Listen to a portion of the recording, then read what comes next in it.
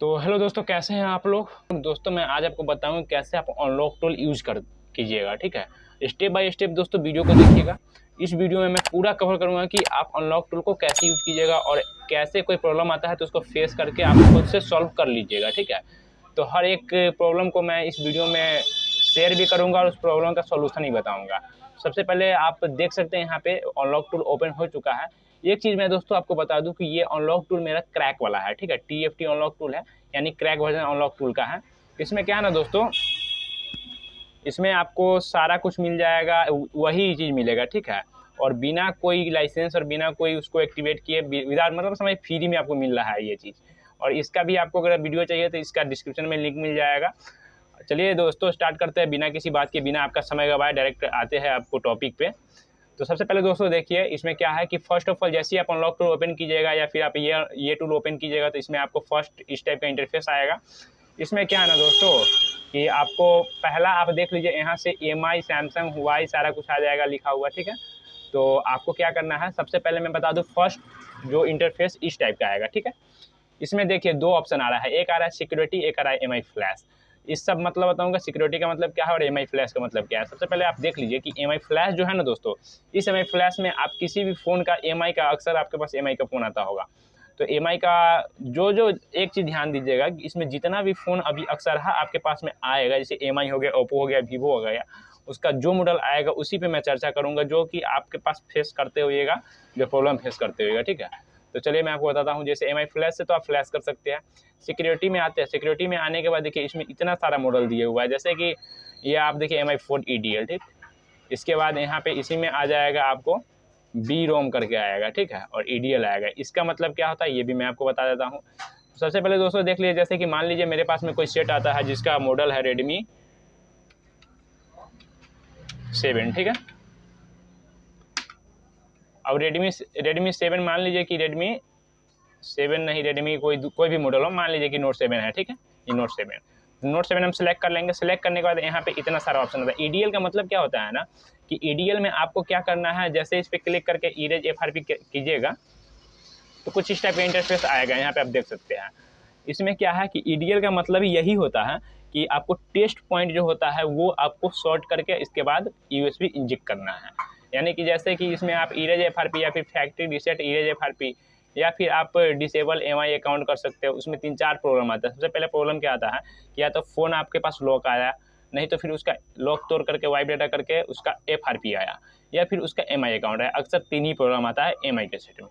तो इसमें से मॉडल सेलेक्ट कर लेंगे। मॉडल में अगर EDL आता है तो EDL का मतलब ये होता है कि उसमें आपको टेस्ट पॉइंट मिलेगा। ठीक है, EDL पॉइंट मिलेगा। तो जैसे दोस्तों देख लीजिए Note 7 का अगर हमको इसका FRP या फिर कोई भी काम करना है, इसका इरेज FRP करना है या फिर फैक्ट्री रीसेट करना है या फिर इसके MI अकाउंट डिसेबल करना है, तो उसके लिए हमको क्या करना पड़ेगा ना, सबसे पहले क्या करना है कि Note 7 EDL मोड में इसको ले जाना है। EDL मोड में EDL पॉइंट को हमको सॉर्ट करना पड़ेगा। तो इसके लिए क्या करना है, सिंपल जाएंगे गूगल पे और Note 7 EDL पॉइंट सर्च मारेंगे। ठीक है, तो यहाँ पे बहुत सारा इमेज आ जाएगा जिसमें आपको दिखाएगा। यहाँ पे देखिए टेस्ट पॉइंट या फिर EDL पॉइंट कुछ भी सर्च मारिए। यहाँ पे ये दोनों जो है ना, ये दोनों पॉइंट, ये दोनों को सॉर्ट कर लेना है चिमटा से और इसके बाद USB इंजेक्ट करेंगे। USB जैसे ही लगाएंगे यहाँ पे ऐसे करके, जैसे मान लीजिए Note 7 का हमको करना है रीसेट MI अकाउंट। ठीक है, MI अकाउंट रीसेट करना है, MI क्लाउड, तो वो दोनों पॉइंट को शॉर्ट करके और USB इंजेक्ट करेंगे और हो जाएगा मेरा। ठीक है, ऐसे ही करना है। मैं आपको एक डेमो भी इसमें दिखाऊंगा कि एक फ़ोन को मैं लॉक करके दिखाऊंगा। ठीक है, यही इसी TFT अनलॉक टूल से। और एक चीज़ ध्यान देना है दोस्तों कि अगर आपका USB कोई भी टूल अगर चलाते हैं और उसमें सारा कुछ करने के बावजूद भी, टूल इंस्टॉल करने के बाद भी अगर आपका नहीं फ़ोन डिटेक्ट कर पा रहा है तो आपका ड्राइवर प्रॉब्लम है। तो ड्राइवर प्रॉब्लम के लिए भी ड्राइवर पे मैं एक प्रॉपर वीडियो बनाया हूँ जिसका लिंक आपको डिस्क्रिप्शन में मिल जाएगा। वहाँ से आप ड्राइवर भी इंस्टॉल करके देख सकते हैं। ठीक है, तो ये तो MI हो गया। MI के बाद चलते हैं सैमसंग में। सैमसंग में जाने के बाद इसमें भी सेम इशू है, इरेज FRP हो गया, इसके बाद हो गया अनलॉक, रिलॉक। यहाँ पे आपको फंक्शन में मिल जाएगा बहुत सारा, रिमूव FRP कॉम बना करके। इसमें ADB मोड में जाता है। ठीक है, तो ADB मोड में *06 *0 *# करके दबाइएगा तो ADB मोड में चला जाएगा। ठीक है, यहाँ से चले जाना है और यहाँ से जो भी मॉडल है वो मॉडल सेलेक्ट कर लेना है। इसके बाद आते हैं हुआई में। ठीक है, MI सैमसंग का ज़्यादातर फ़ोन आता है और ओप्पो वीवो। ठीक है, तो मैं ओप्पो वीवो का ही मैं बता देता हूँ। हुआई का भी सेम टू सेम जो भी इतने सारा मॉडल है ना, ये कंपनी ये जो दिया हुआ है, जो भी कंपनी का आपके पास में फ़ोन आता है वो कंपनी सेलेक्ट कर लेना है और जो भी मॉडल है आपका वो मॉडल सेलेक्ट कर लेना है यहाँ से। इसके बाद इसका हमको काम कर देना है, ठीक है। और एक चीज़ बताना तो मैं आपको भूल गया, जैसे कि मान लीजिए कि बी रोम, ईडीएल का मतलब तो मैं आपको समझा दिया, और बी रोम आएगा, जैसे कि मान लीजिए ये मॉडल है, ये मान लीजिए F15 मेरे पास में आ गया बी रोम वाला, ठीक है। तो बी रोम को कैसे करेंगे, तो F15 सेलेक्ट कर लेंगे। इसके बाद मान लीजिए इसका हमको फॉर्मेट करना है, ठीक है, फैक्ट्री रीसेट करना है। फैक्ट्री रीसेट करना है तो प्लस माइनस वॉल्यूम, सबसे पहले क्या करेंगे, ये जो होता है बी रोम का मतलब क्या होता है कि ये मीडियाटेक होता है। यहाँ पे देख सकते हैं आप MT भी लिखा हुआ आपको नजर आएगा, यहाँ पे है ना MT लिखा हुआ, MT का मतलब होता है मीडियाटेक, ठीक है। और ये जो है EDL में जो स्नैपड्रैगन लिखा हुआ है, स्नैपड्रैगन का मतलब क्वालकॉम स्नैपड्रैगन यही होता है। तो मीडियाटेक फाइल में क्या करना है, वॉल्यूम को प्लस माइनस दबा करके इंजेक्ट करना है। यहाँ पे आपको साफ साफ लिख भी रहा है कि turn off device and volume power, volume plus and volume minus, ठीक है।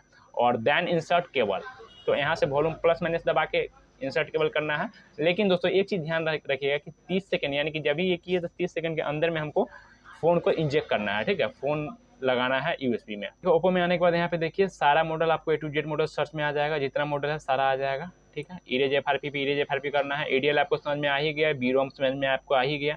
इसके बाद ये इरेज FRP का मतलब होता है कि FRP आपको रिमूव करना है। यहाँ से फैक्ट्री रीसेट का मतलब फैक्ट्री रीसेट।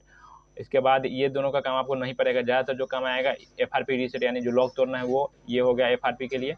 और ये हो गया फैक्ट्री प्लस FRP, यानी अनलॉक, यानी कि आपका फ़ोन में लॉक लगा हुआ है तो वहाँ से कर सकते हैं रीसेट, भी हो जाएगा और डाटा रीसेट भी हो जाएगा और ये FRP भी रीसेट हो जाएगा, ठीक है। और यहाँ पे आ गया है मेथड 2। अगर आपका FRP नॉर्मल मोड में नहीं होता है, दूसरे ये सबसे नहीं होता है, इस FRP से नहीं होता है, तो फिर सेकेंड ऑप्शन है, इससे आप ये कुछ लेटेस्ट दिया होगा यहाँ से कर सकते हैं। और ये जो है लास्ट में ये सेफ फॉर्मेट। सेफ फॉर्मेट का मतलब क्या होता है, ये चीज़ में एक चीज़ आप समझ लीजिए कि सेफ फॉर्मेट का मतलब होता क्या है। ये क्या होता है ना कि आप किसी भी फ़ोन का अंदर का डाटा बचा करके और सिर्फ स्क्रीन लॉक सिर्फ हटा सकते हैं, ठीक है। तो ये बहुत सारे मॉडल में काम नहीं करता है, लगभग मॉडल में काम नहीं करता, कुछ ही ऐसा मॉडल है जिसमें ये वर्क करता है। तो कभी भी कस्टमर का फ़ोन अगर आप लेते हैं तो ये चीज़ ध्यान दीजिएगा कि सेफ फॉर्मेट में ये नहीं कि आपका हम डाटा बचा लेंगे और आपका काम कर देंगे, बहुत कम होता है, ठीक है। तो ये रिस्क लेना नहीं है आपको। ऐसे करके वीवो में चले आते हैं, सारा कुछ जैसे जैसे ये सारा कंपनी का नाम दिया हुआ है, ठीक है। आपको मैं एक चीज़ शो करा देता हूँ, ये जितना भी है EMI हो गया, सैमसंग हो गया, हुआई, ओप्पो, वीवो, जितना भी ये सारा कंपनी है, सारा में यही सेम चीज़ रहेगा, ठीक है। सारा में यही रहेगा, यहाँ पे यही चीज़ रहेगा, यही ऑप्शन रहेगा, ये मॉडल रहेगा। इसके अलावा जैसे कि मान लीजिए कुछ मॉडल, जैसे कि मान लेते हैं कि वीवो में आए, ठीक है। वीवो में आने के बाद वीवो कहते हैं ओप्पो में आए, ओप्पो में कुछ क्वालकॉम मॉडल आपको यहाँ पे नहीं मिलेगा, ठीक है, जो TFT में है।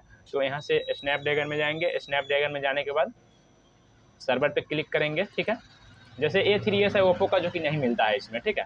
और यहाँ से ब्रांच सेलेक्ट करेंगे, जो हमको वहाँ पे नहीं मिलेगा वो यहाँ पे मिल जाएगा, ठीक है। ये चीज़ ध्यान दीजिएगा, जैसे ओप्पो का लिए, ठीक है।